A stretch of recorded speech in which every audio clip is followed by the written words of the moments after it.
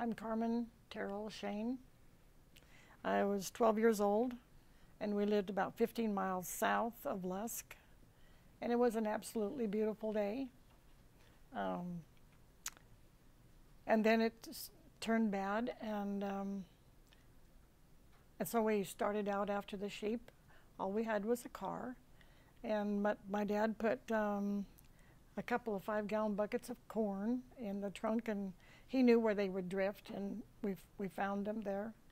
And so he started back walking them, leading them to the house, and he would shake a bucket with corn, and black-faced sheep will follow you for a bite of corn. And finally the wind got so bad he couldn't breathe, so he put one bucket over his head so it would break the wind so he could breathe walking. And we got him to the house, okay, and put him in the barn.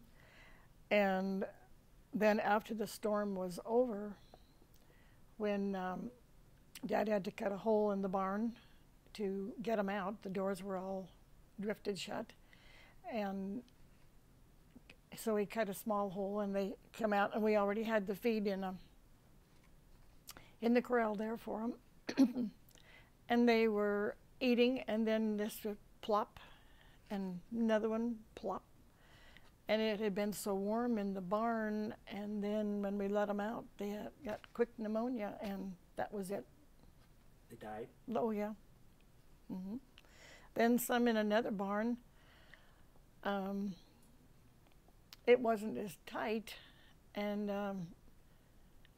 then the snow just kept getting deeper and deeper in there, so that the cattle, or that the sheep, had their backs up on the rafters, and so then he had to cut another hole so we could get them out of that. And they were older ewes, and weren't as strong, so he would take them out and put them on a sled, and then we would get them to a different place that was better for them, so we could take care of them better.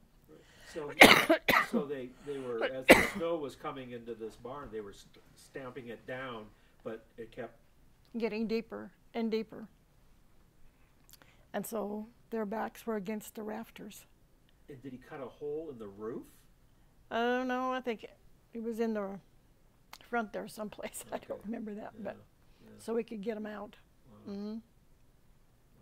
Mm-hmm. During the storm, when Dad went out to check on stuff and see what he could do, he thought he was headed back to the house, and we had a roof with a shed, a barn with a shed roof, and fortunately he fell off the shallow end, the lower end, and he was going the wrong way, exactly opposite from the direction he should have been going.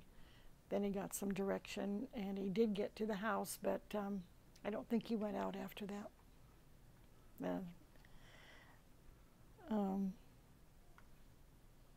He had tied a rope, from the house to the barn, but then after that, they would just try to go and see what they could do.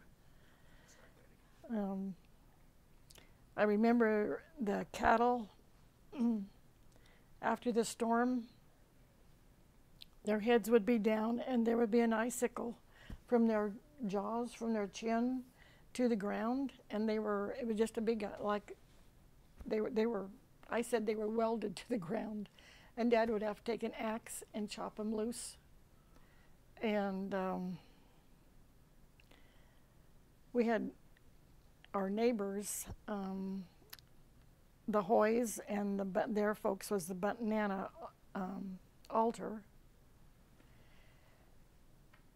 and we knew that their sheep were all gone. So we would go down the car and to a draw, and it was so full. It was a deep draw, but it was so full you could just walk straight across. Then we got in their Jeep, and all of us, and we went over there, and Raymond Hoy, my own husband, had walked the 2 miles over after the storm to see if Bunt and Anna were okay. And they were, but they had gone looking for their sheep, and they couldn't find the band. And the reason was because they had scattered. But we found that out after the storm. But anyway, so then they started back, and Anna was getting so cold and so tired when they got to their, what they called their turkey house. She wanted to stop there and take a little rest. And he knew that they couldn't do that, that hypothermia was setting in. And so he pretty well drug her to the house and got her warmed up. And so then we went over there, and each of us, even all the kids, had and the adults, we all had a piece of pump rod. And you'd stick it in the snow, and if it bounced back, then you knew you found a sheep. And so then we called the men, and they would just dig them out and just make a tiny hole that because they were encased in the snow and everything, and but it was so cold outside, so just a tiny, and we found a few, and we'd get them out, but their legs, you know, they'd been curled up for so long and everything. We saved a few, but very few, and they lost their herd. And let's see, my dad drove the school bus after the storm, and it was just a car, you know, but to get it started, they would put fuel in a pan under the crankcase and set that on fire, and so to get the cars, the oil warmed up, so the cars would start. And then you just went wherever, on the hilltops and wherever, just around the drifts. And this was quite a long time after the storm, just so you could get someplace, but you didn't follow a road anyplace. And so you could travel even in cars over the hardened snow, or are you going around like bare patches between the drifts? Bare patches between gotcha. The drifts, yeah. Yeah. No, there weren't any four-wheel drives or anything like that. Yeah. Mostly what they had to work with was, like Jimmy's folks, was a shovel, a team of horses, and a wagon, and you hauled it out, loaded the trailers, then you shoveled it off and started over again. Now, where was your family home? South of Lusk, about 15 miles south of Lusk. Mm-hmm. And were you able to, you know, was the house fairly warm? What did you use for fuel and heat?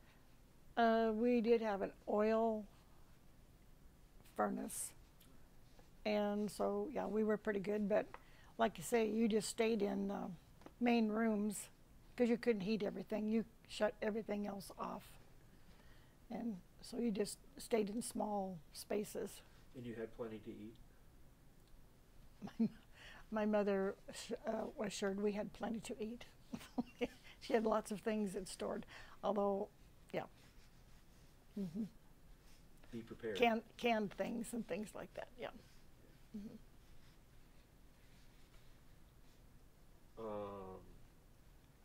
You're talking about buildings having some straw roofs and sheep walking out onto the roofs of the... Give me that with Sabins. Didn't they get the Sabins out the roof? I don't remember that. I think some did. They had, wouldn't they have straw roof? It would be, did they have wire and then straw and then wire on top? And yes, they would take that off, and so they could get the critters out that way. Mm-hmm. Because their backs would be on the rafters also. Mm-hmm. And so how long were you stranded on your homestead during the blizzards? Do you recall? Well, Raymond and Ione had a Jeep, and so we did go back and forth that way. But other than that, I don't remember we went anyplace else. We didn't get to town, You didn't? no. And it was quite a long time before we went to school. Did that, as a kid, did that make you happy you didn't have to go to school? Yeah, that's sure. But I- being a ranch kid, I guess you had a lot of chores. We had a lot of chores, and we all just, you just went and helped the folks do whatever was necessary to do. So really maybe the weather was too bad anyways about, having fun in the snow as a kid. I guess we just did because that's what there was to entertain you. There was, you didn't have TV or anything like that. Yeah. But you remember playing during the blizzard and the snow? I'm sure we did, but do what? Not during. Oh, not during the storm, not at all. Not at all. But during the clearing periods. Yes, Some of those afterwards. snow drifts must have been kind of fun. Oh, afterwards, yeah. But no, during the storm, it was, especially every time Dad would go out, it was very, very frightening it seemed like he was gone a very long time, before they would come back. That bucket over his head just as... Yeah, that was to cut the wind was so strong he couldn't breathe, and but the bucket would cut it so that But how was he able to see? well, He had a peek from time to time, yeah, I guess. I'm sure of that. And they were following a fence, so that helped. And Good. Anything else you can think of? I think you covered everything that we talked about okay. before.